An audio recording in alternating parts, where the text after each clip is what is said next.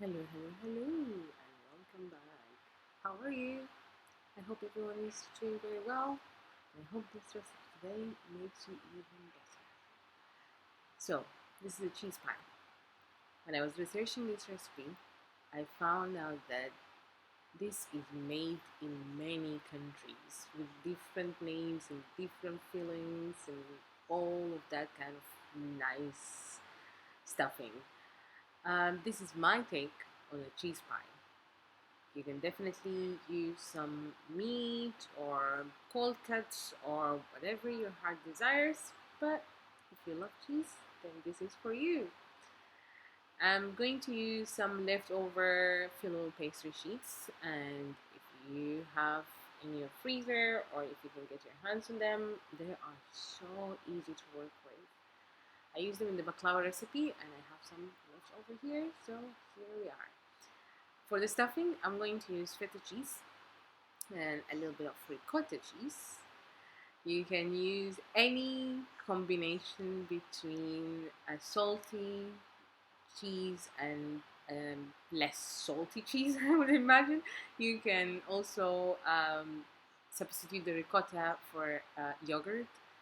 I have few eggs here, and we're going to add oil, salt, pepper. Very easy, very few ingredients. Like, you can play around with them as much as you want. Okay, I'm going to add the salt to the eggs and pepper as well. Make sure you don't add too much salt. This depends on what cheese are you using.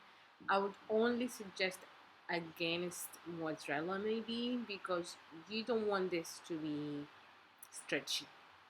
You want it to be like a pie when you cut into it. I don't know how to describe that, but yeah, you just want it to be not as stretchy as a pizza, for example, or other things that you use mozzarella for. So maybe cheddar cheese, feta cheese. You can use, I think, blue cheese would work very nice in here. Okay, back to the recipe. After we mix the cheese and the eggs into the cheese, I added a little bit of oil, and also we going to mix everything together before starting to assemble. Here I have my baking dish.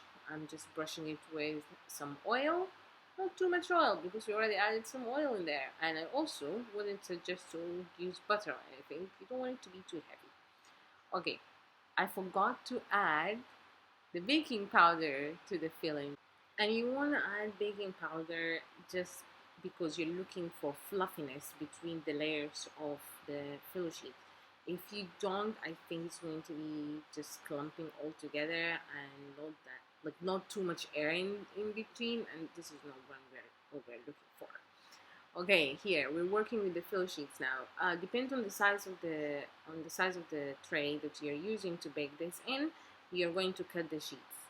So 2 sheets, I'm going to leave them as whole because I want the excess like on the side, because I'm going to wrap the whole pie into each other. So here you can see I'm just assembling it and leaving the sides hanging, because we are going to see how am I going to wrap this.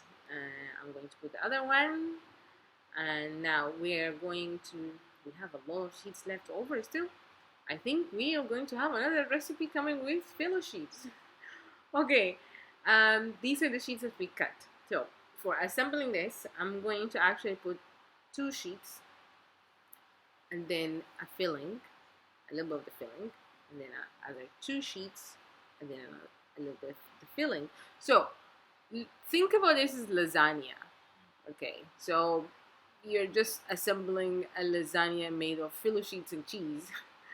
Okay, don't put too much filling between the layers, because you don't want to have a dense layers. You don't want to have dense layers. You want to have like very fluffy, as I said earlier. You want them to be very light. So just think of that, and now distribute it very well, so you can have also a leveled up pie. Okay, And here we have, I think, the last one. And now the excess sheets that we left on the side from the first two, I'm going to wrap them into each other because I want to secure the pie and I don't want any of the filling to ooze out while it's baking. The eggs are going to help actually hold the filling inside, but just to make sure, just to be like on the safe side. Okay, here I am just going to brush the top with a little bit of milk. I am looking for this to be eaten as a breakfast recipe and to be very light, so I didn't want to add I didn't want to brush with eggs again, and I didn't want to use butter or anything like that. So like very light milk and oil. Using a knife, I'm going to score the top of the pie just to let some of the air out when it starts baking.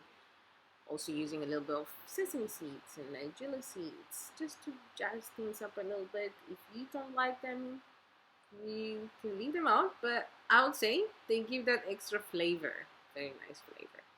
Okay, now we're done with the pie. This finishes in like 20 minutes, like very fast, I guess.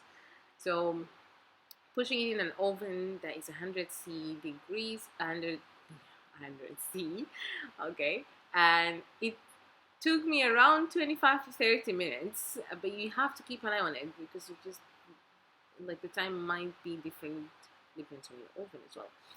And here you have it, very crunchy top, like soft middle, and another crunchy layer on the bottom. It's like really nice, very light, very quick breakfast as well. You can actually cut it and keep it in the fridge, and you can have it again the next day. It's not going to be as crunchy and as fluffy, but it's still going to taste amazing. And here I forgot to actually shoot this when I made it, so this is at night. But as you can see as well, it's still crunchy, it is still fluffy, it is still nice. I think this is one of my favorite recipes actually to use phyllo sheets. And if you do and you make this recipe and you like it, please don't forget to share, like, and subscribe, and tell all of your friends about this channel. Thanks for watching.